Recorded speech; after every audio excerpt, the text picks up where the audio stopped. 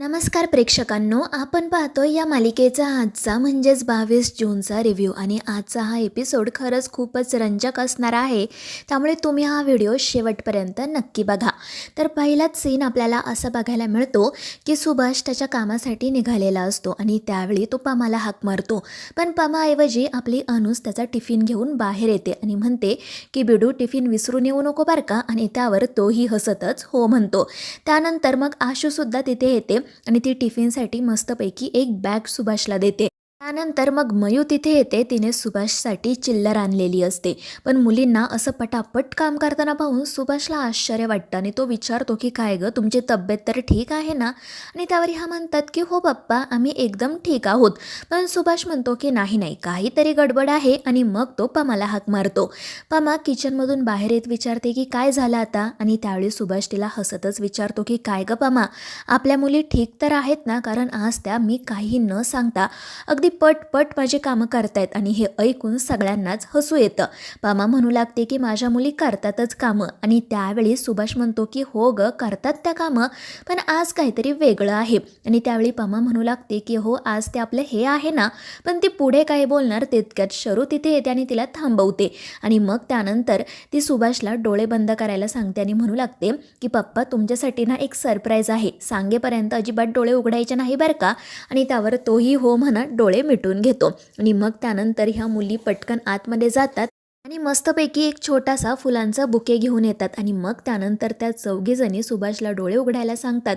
आणि मग सुभाष जेव्हा डोळे उघडतो तेव्हा तो पुष्पगुच्छ पाहून त्याला खूप आनंद होतो. तर या चौघीजणी आनंदाने त्याला फादर्स डेच्या शुभेच्छा देतात. त्यामुळे सुभाषला खूप बरं वाटतं, खूप छान वाटतं.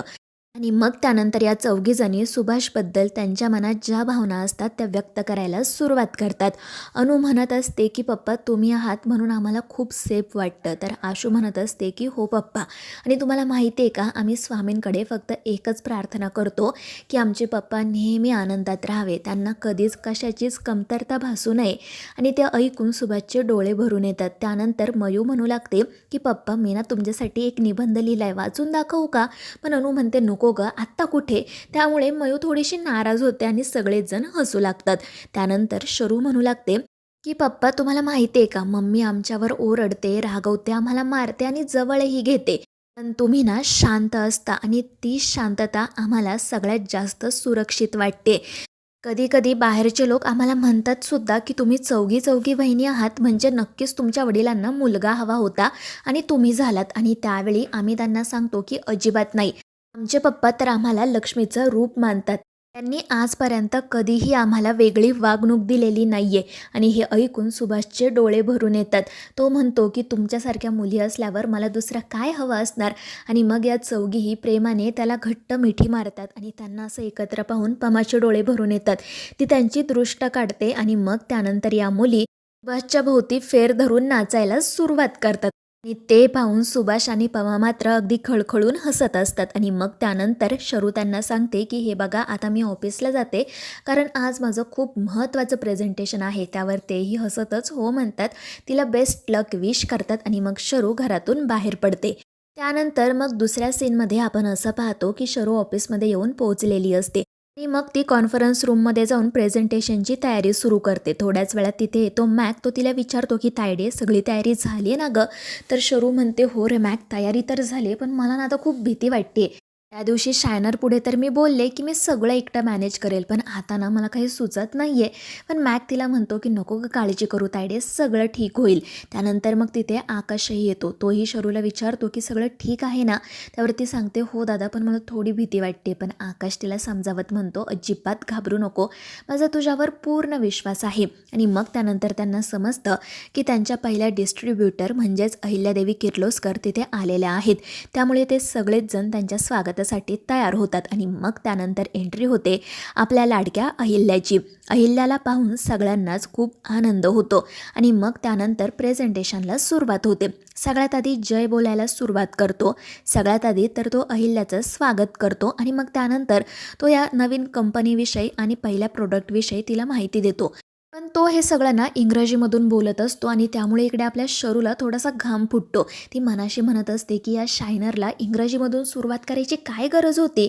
आणि मग त्यानंतर जेव्हा जयचं बोलणं पूर्ण होतं तेव्हा तो प्रेझेंटेशनसाठी शरूला पुढे बोलावतो. शरू सगळ्यांसमोर जाऊन उभी राहते. आधी तिला थोडीशी भीती वाटत असते, पण ती पटकन त्या भीतीवर मात करते आणि बोलायला सुरुवात करते. पण पहिल्यांदाच ती अहिल्याला असं विचारते की मॅडम, मी मराठीमधून प्रेझेंटेशन दिलं तर चालेल का? आणि त्यामुळे सगळेजण तिच्याकडे पाहू लागतात. जयला तर असं वाटतं की आता ही पुन्हा काहीतरी इथे गोंधळ घालणार. पण पुढे शरू असं म्हणते की इंग्रजी मला येत नाही किंवा मला समजत नाही अशातला भाग नाही आहे. परंतु आपण हे जे प्रोडक्ट लॉन्च करणार आहोत ना, ते आपलं पारंपरिक प्रोडक्ट आहे. आणि म्हणूनच मला असं वाटतं की त्याबद्दल प्रेझेंटेशन देताना आपण परकीय भाषेचा वापर का करावा? आपणही आपल्या पारंपरिक मराठी भाषेचाच वापर करणं योग्य ठरेल. म्हणजे मला जे काही सांगायचं आहे ते मी योग्य पद्धतीने अगदी व्यवस्थितपणे तुमच्यापर्यंत पोहोचवू शकेल. आणि त्यावर अहिल्या ही हो म्हणते आणि मग त्यानंतर शर्वरी प्रेझेंटेशनला सुरुवात करते. पण त्याचवेळी दुसरीकडे तेजस्विनीने ऑफिसमध्ये एंट्री केलेली असते. इकडे शरूचं प्रेझेंटेशन सुरू असतं. ती त्या अमृतधारा प्रोडक्टविषयी सगळ्यांना अगदी व्यवस्थितपणे माहिती देत असते.